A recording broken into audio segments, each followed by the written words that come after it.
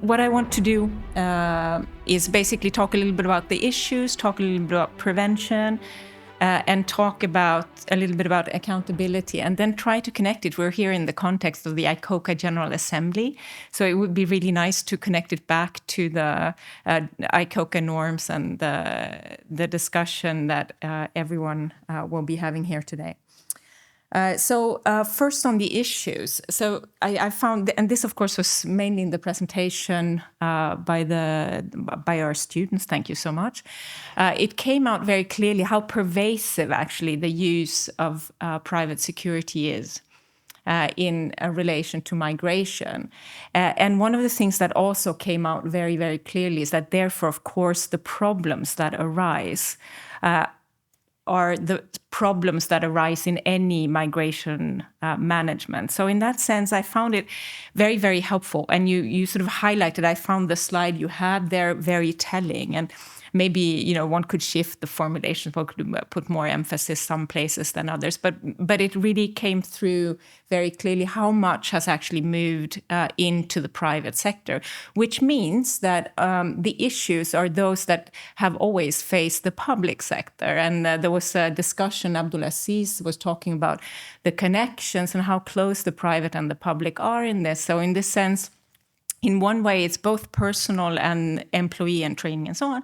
That is the same as in the public, but it's also the entire problematics of the issues. And the public sector, of course, has had regulations, and this came up in various contexts for a long time.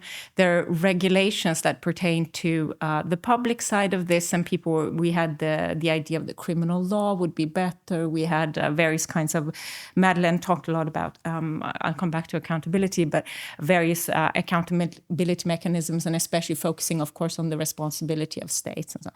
So there really is a connection there. So the question I want to raise in this context is if there are also specificities or how to move beyond the similarities. So are there, once upon a time, I would have thought that, you know, the market, and there was a little bit of a mention of this, you know, the pressure to provide things more cheaply and therefore cut the edges everywhere and so on. But of course, that's also a pressure that state face in the contemporary world. So it's not necessarily specific to the private sector.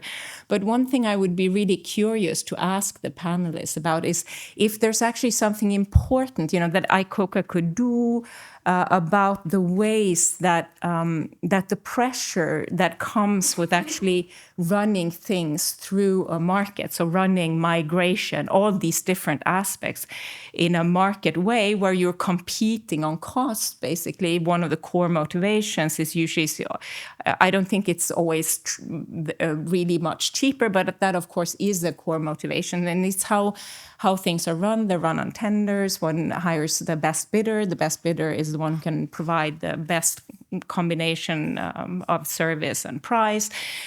So is there anything, any way of dealing with the consequences of that in terms of the issues raised? Because, of course, we heard a lot about the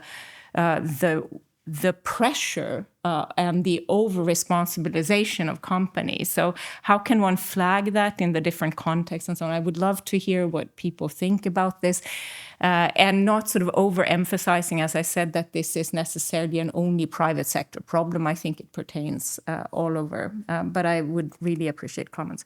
So the second thing is about prevention. We also heard a lot about prevention. I found interesting the recurring theme of respect on all sides. And Abdulaziz, I think you were, of course, because yours is a lived experience and stronger than anyone else. And of course, I must say, just a parenthesis, I really appreciate the insistence on you think the entire practice is wrong and you would basically prefer not to have to talk about it.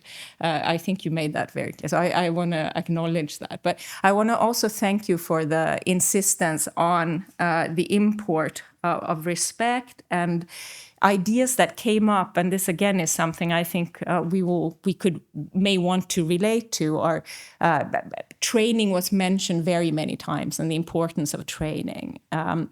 Also, something else that was mentioned and that I find very interesting is the role of the constructed environment. So the prison that has certain things and not others, as a way of encouraging or preventing things. So we had both the prevention of suicide mentioned, and we had the risk of basically criminalizing and inducing practices similar as those we know from prison management generally.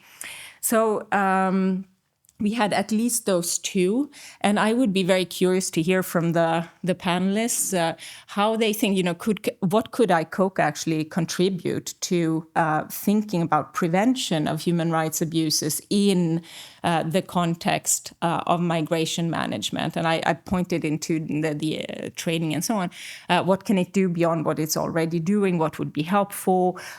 What kinds of directions do you think you as members of the General Assembly, what direction? Because of course this is in everyone's interest. That's why we're here talking about it. So what could be done to do this better, basically, the preventive part? And then comes the accountability part, because of course prevention is very nice, and it would, of course, ideally work perfectly, and we would never need accountability. But as we know, and again from the public side of things do go wrong, of course, and abuses do happen, and so on. And this is public, private, and everywhere, of course, in all kinds of situations, not only migration, detention centers, etc., but in all walks of life. So, of course, having accountability mechanisms is absolutely vital. In terms of prevention, I was going to say contract and use that as a way in, because, of course, we also had the mention of vetting and thinking in terms of, I think it was Abdulaziz who said they shouldn't hire the worst companies. So how can one actually think preventively about maybe contracting mechanisms that could operate in that way? But of course, contracts, as Madeleine was very clear on, is also maybe a way of introducing accountability, because you write things into contracts, you formalize agreements on terms and so on. So if we think in terms of, again, let me finish the other accountability. Madeleine, I'm not going to rehearse. Madeleine very, very nicely outlined, thank you so much, both the general responsibilities of states, of course, which apply even when they contract. She also pointed to various guidelines. We could have extended the range of guidelines we included in the discussion. She had the UNHCR and the UN Global Compact, but of course there are there are guidelines of various kinds that pertain depending on exactly what area we're looking at. And so the question, I think, and this is what I want to raise and maybe hear comments on, what could ICoCA do to basically facilitate the implementation or the work of these guidelines? And one of the things that came up at several points, both in the student presentation and from Abdulaziz, and I think from Madeleine, is the issue of processes through which accountability can be made to work in extremely complex situations. And of course, this is again something I think that is of interest to everyone in this room. So, and something that maybe ICoCA could actually play a role in mobilizing a little bit of attention to, because I think, it seems to me that we have a number of guidelines, and we have a lot of, and actually quite effective if we follow the regulations. So this is the problem, right? How can we actually become better at following our own rules and intentions? Thank you very much.